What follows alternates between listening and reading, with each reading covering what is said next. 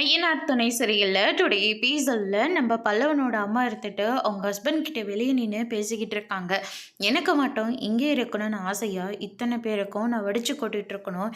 வீட்டு வேலை எல்லாத்தையும் நான் மட்டும்தான் செஞ்சுக்கிட்டு இருக்கேன். எப்போ நான் இந்த வீட்டுக்குள்ளே வந்தனோ அப்போவே இந்த மொத்த வேலையும் என் தலைமையில் கட்டிட்டாங்க அப்படின்னு சொல்லிட்டு பல்லவனோட அம்மா சொல்லிக்கிட்டு இருக்காங்க.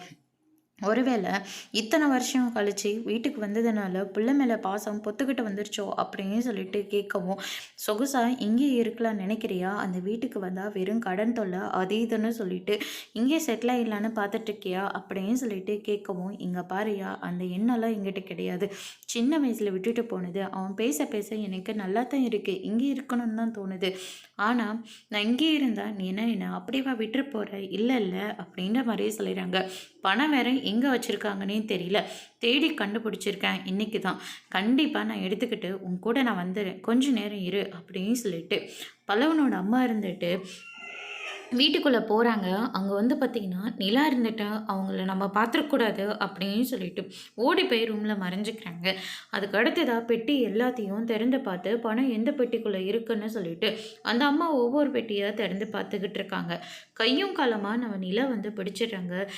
உங்களை போய் நான் இந்த வீட்டுக்கு கூட்டிகிட்டு வந்துட்டு இருக்கிறேன் பாரு, என்ன முதல்ல சொல்லணும், வெளியே நிற்கிறது யார், வெளியே வா, என்னம்மா சொல்லிக்கிட்டு இருக்க?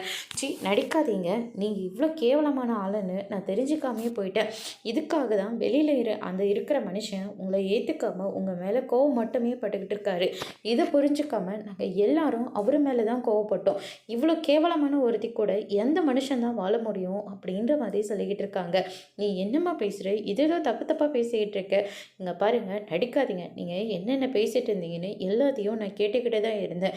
நாங்கள் கஷ்டப்பட்டு இந்த பணத்தை சேர்த்து வச்சுருக்கோம், ஆனால் இதை போய் எடுத்துகிட்டு போகிறதா சொல்லிக்கிட்டு இருக்கீங்க. ஓ, அவர் தான் உங்களுடைய ஹஸ்பண்டா அப்படின்ற மாதிரி கேட்டுக்கிட்டு இருக்காங்க.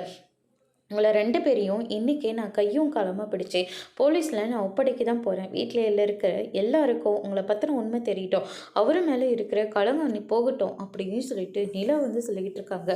கையை விடுமா, வலிக்குது அப்படின்னு சொல்லிட்டு நிலா கிட்டே இருந்து தப்பிச்சு போயிடுறாங்க. அவங்கள பிடிக்கிறதுக்காக எவ்வளவோ முயற்சி பண்ணுறாங்க, ஆனால் முடியாமல் போயிடுது. எங்கே மறுபடியும் வந்துடுவாங்களோன்னு பயந்துக்கிட்டு பணத்தை எல்லாத்தையும் வேறு இடத்துல மறைச்சி வச்சுட்டு அவங்க பாட்டுக்கு போய் படுத்துடுறாங்க. அடுத்த நாள் காலையில் சேரன் மட்டுமே எல்லா வேலையும் செஞ்சுக்கிட்டு இருக்காங்க. இருமா, காஃபி போட்டு தரேன் அப்படின்ற மாதிரியே சொல்லிடுறாங்க. பல்லவனோட அம்மாவை பார்த்தியா அப்படின்னு சொல்லிட்டு நிலா கிட்டே கேட்கவும், இல்லைண்ணே நான் பார்க்கலையே அப்படின்ற மாதிரியே சொல்லிடுறாங்க. அதுக்கு அடுத்ததான், இல்லை என்னாச்சுன்னு, அவங்க இல்லையா வீட்டில்? இல்லைம்மா, நானும் எங்கேயாவது பக்கத்தில் போயிருப்பாங்களோ நானும் வெயிட் பண்ணி பார்த்துக்கிட்டு தான்மா இருக்கேன், ஆனால் நான் எந்திரிச்சதுலேருந்து அவங்க வீட்லேயும் இல்லை அப்படின்ற மாதிரி சேரன் சொல்லிக்கிட்டு இருக்காங்க. பல்லவனும் ரொம்ப டென்ஷனாக அவங்க அம்மா எங்கே போயிட்டாங்கன்னு சொல்லிட்டு எல்லா இடத்துலையும் தேடிக்கிட்டு இருக்காங்க. எங்கேயுமே அவங்க அம்மா இல்லவே இல்லை. பல்லவன் ரொம்பவே அப்செட்டில் இருக்காங்க. அதுக்கு அடுத்ததான் இந்த பக்கம் பார்த்திங்கன்னா எங்கேயாவது பக்கத்தில் போயிருப்பாங்க, கண்டிப்பாக வந்துடுவாங்க, நீ எதுக்காகவும் வருத்தப்படாத பல்லவா அப்படின்ற மாதிரி சொல்லிகிட்டு இருக்காங்க. என்னென்ன அவங்க எப்போவுமே வீட்டை விட்டு வெளியே போனதே இல்லைண்ணே, இப்போ மட்டும் இங்கே போயிட போகிறாங்களே, என்ன வேணுன்ற எல்லாத்தையும் நம்ம வாங்கிட்டு போட்டுக்கிட்டு தான் இருக்கோம். கண்டிப்பாக இந்த ஆள் தானே அவன் தான் எங்கள் அம்மாவை வீட்டை விட்டு வெளியே துரத்திருக்கணும் அப்படின்ற மாதிரி சொல்லிடுறாங்க. நிலை இருந்துட்டு என்னன்னு தெரிஞ்சுக்காம எதுக்காக அவர் மேலே கோவப்பட்டுட்ருக்க? முதல்ல சட்டை மேலே இருந்து கையை எடு. முடியாதண்ணி, இவர் தான் ஏதோ எங்கள் அம்மாவை பண்ணிட்டாரு. நேற்றே பாருங்கள், அம்மா கிட்ட கழுத்தை நெரிச்சு கொல்றதுக்காக ட்ரை பண்ணிட்டு இருந்தாரு. நல்ல வேலை நான் அம்மாவை காப்பாற்றினேன். இன்னைக்கு நம்ம எல்லாரும் தூங்கின உடனே இவர் அம்மாவை ஏதோ பண்ணிட்டு இருப்பாரு. எனக்கு இந்த ஆள் மேலே தான் சந்தேகமாக இருக்குது அப்படின்ற மாதிரி சொல்லிடுறாங்க. அவரே கட்டில் விட்டு வெளியே இப்போ தான் எந்திரிச்சே வர்றாரு. அவர் என்ன பண்ணியிருக்க போகிறாரு? இல்லை அண்ணி, உங்களுக்கு தெரியாது, என்ன தெரியாது, என்ன நடந்துச்சுன்னு உனக்கு தெரியுமா அப்படின்னு சொல்லிட்டு நிலா உண்மையை சொல்ல போகிறாங்க. ஆனால் கடைசியில் பார்த்திங்கன்னா நிலாவால் எந்த ஒரு உண்மையும் சொல்ல முடியறதில்ல. பல்லவனை எல்லாருமே சமாதானம் பண்ணிக்கிட்டு இருக்காங்க. இந்த நேரத்தில் நான் பல்லவனோட அம்மாவை பற்றி நான் எப்படி சொல்கிறது அப்படின்னு சொல்லிட்டு நிலா சொல்லவே இல்லை. நேராக நடேசன் கிட்டே போயிட்டு அவரவே பார்த்துக்கிட்டு இருக்காங்க. நடேசனும் பல்லவன் ஷர்ட்டை பிடிச்சி கேட்டது இது எல்லாத்தையும் யோசிச்சு பார்த்து ரொம்பவே ஃபீல் பண்ணிட்டு இருக்காங்க. இப்போயாவது அவளோட முகத்தை இவங்களுக்கு காட்டணுமே அப்படின்னு சொல்லிட்டு நடேசனும் ரொம்பவே ஃபீல் பண்ணிகிட்ருக்காங்க. இப்படி வசமாக மாட்டிக்கிட்டோமே ஐயா அப்படின்னு சொல்லிட்டு இந்த பக்கம் பல்லவனோட அம்மா அவர் கூட எஸ்கேப் ஆகி போயிடுறாங்க. அதுக்கு அடுத்ததாக பார்த்தீங்கன்னா பல்லவன் அழுந்துக்கிட்டே இருக்காங்க. சோழன் இருந்துட்டு, "இங்கே பாருடா, நம்ம அவங்கள ஒன்றும் வீட்டை விட்டு வெளியே போக சொல்லலை, இங்கேயே இருங்க, நாங்கள் பார்த்துக்குறோம் தான் சொன்னோம். ஆனால் அவங்க தான் கேட்காம வீட்டை விட்டு வெளியே போயிட்டாங்க.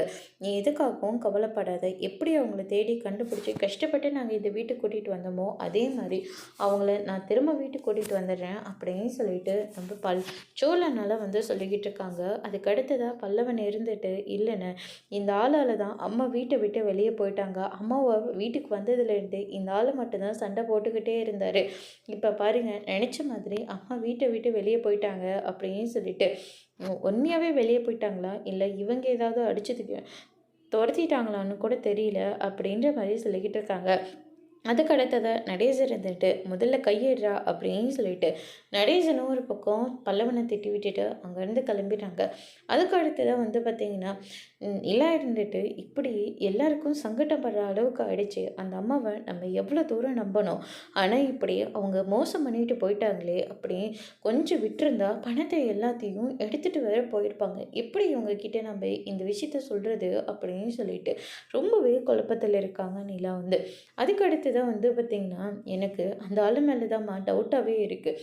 எங்கள் அம்மாவை அந்த ஆளை தான் அடித்து துரத்திருக்கணும். எங்கள் அம்மா அதனால தான் சின்ன பிள்ளையாக இருக்கிற போதே என்னை விட்டுட்டு போயிட்டாங்க. இப்போ வீட்டுக்கு வந்த உடனே இந்த ஆள் சண்டை போட்டு போட்டு எங்கள் அம்மாவையும் வீட்டை விட்டு வெளியே துரத்திட்டாரு அப்படின்னு சொல்லிட்டு ரொம்பவே ஃபீல் பண்ணி அழுந்துகிட்டே இருக்காரு.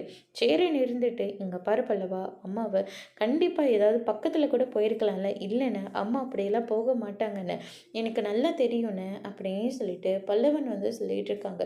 "என்னடா இத்தனை வருஷம் கழிச்சு அம்மாவை பார்க்குறோமே" அப்படின்னு சொல்லிட்டு, "நான் எவ்வளோ சந்தோஷமாக இருந்தேன்னு தெரியுமா, இப்படி என் ஆசையில் மண்ணள்ளி போட்டுட்டாங்களே" அப்படின்னு சொல்லிட்டு ரொம்பவே ஃபீல் பண்ணிட்டு இருக்காங்க. அதுக்கடுத்து தான், "நாங்களே காலேஜில் விட்டுட்டோம், வா போகலாம்" அப்படின்னு சொல்லிட்டு எல்லாம் இருந்துட்டு பல்லவனை கூட்டிக்கிட்டு போகிறேங்க. பல்லவன் அழுந்துக்கிட்டே இருக்காரு. "பேசாமல் இன்னைக்கு லீவ் போட்டு வீட்டிலே இருக்கியா?" "இல்லை நீ பரவாயில்ல, நான் காலேஜ்க்கே போகிறேன்." "இல்லைடா, வீட்டில் யாரும் இல்லை, வீட்டில் யாராவது உனக்கு துணையாக இருந்தால் நீ இருப்பியா? பேசாமல் நான் லீவ் போடட்டுமா?" அப்படின்னு சொல்லிட்டு கேட்கவும், "அதெல்லாம் ஒன்றும் வேண்டாண்டி, நான் காலேஜ்க்கே போகிறேன்" அப்படின்ற மாதிரியே சொல்லிடுறாங்க. நிலாவும் முடிஞ்ச வரைக்கும் பல்லவனை சமாதானம் பண்ணிக்கிட்டு இருக்காங்க. சோழனும் ஒரு பக்கம், "டே அழுகாதடா, கண்டிப்பாக அம்மா திரும்ப வந்துடுவாங்கடா" அப்படின்ற மாதிரி சொல்லிடுறாங்க. "இல்லைண்ணா, அம்மாவே இத்தனை வருஷம் கழிச்சு தாம்மா வீட்டுக்கு ஒருத்தருக்கு வந்ததும் வருதம்மா அந்த ஆளை பிடிச்சி சத்தம் போட்டுக்கிட்டே இருந்தார். இப்போ பாருங்க, அம்மா மொத்தமாக விட்டுட்டு போயிட்டாங்க" அப்படின்னு சொல்லிட்டு, "அம்மாவோட பாசம் கிடைக்காத வரைக்கும் எனக்கு தெரியலண்ணே. ஆனால் இப்போ அம்மா கொஞ்ச நாளாக நம்ம கூட பேசினே இருந்துட்டு இப்போ ஆள் இல்லைன்னு என்னால் அதை ஏற்றுக்கவே முடியல" அப்படின்னு சொல்லிட்டு ரொம்பவே ஃபீல் பண்ணிகிட்டு இருக்காங்க. பல்லவன் பண்ணுற கஷ்டத்தை பார்த்து நம்ம நிலாவாலையும் ரொம்பவே நிலாவும் ஃபீல் பண்ணிகிட்டு இருக்காங்க. பேசாமல் உண்மையை சொல்லிடுவோமா அப்படின்னு சொல்லிட்டு. அதோட இன்னைக்கான பிரம்ம முடிச்சிருக்காங்க. இனி ஐயனார் துணையில் அடுத்தடுத்து என்னெல்லாம் நடக்க போகுதுன்றதை வெயிட் பண்ணி பார்க்கலாம். தேங்க்யூ.